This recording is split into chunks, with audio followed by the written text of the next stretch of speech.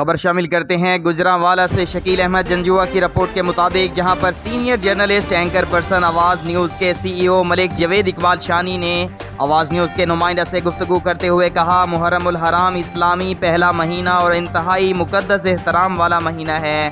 محرم کا چاند دیکھتے ہی ہم جان جاتے ہیں کہ یہ چاند ہمیں یاد دلانے آیا ہے ایک بڑی قربانی کی، صبر کی، دین کو بچانے کی۔ اس مقدس مہینے میں ہمیں زیادہ سے زیادہ عبادت کرنی چاہیے، اور جو پیغام امام حسین علیہ السلام اور ان کے قبیلے کی طرف سے ملتا ہے، اس پیغام پر ہمیں عمل پیرا ہونا چاہیے۔ ملک جاوید اقبال شانی نے کہا، ہم مسلمان کمزور ہو کر رہ گئے ہیں، یہودی لابی ہم پر سوار ہو گئی ہے۔ یہ صرف اس لیے ہوا ہے کہ ہم نے قرآن کا دامن چھوڑ دیا ہے، ہم نماز کو بھول کر دنیا کی آسائشوں میں گم ہو گئے ہیں۔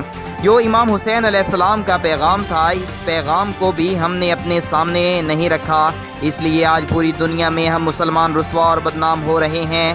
آج ہمیں اس صبر والے مہینے میں، قربانی کا درس دینے والے مہینے میں عہد کر لینا چاہیے کہ ہم مسلمان ہیں اور مسلمانوں کی طرح ہمیں رہنا ہے۔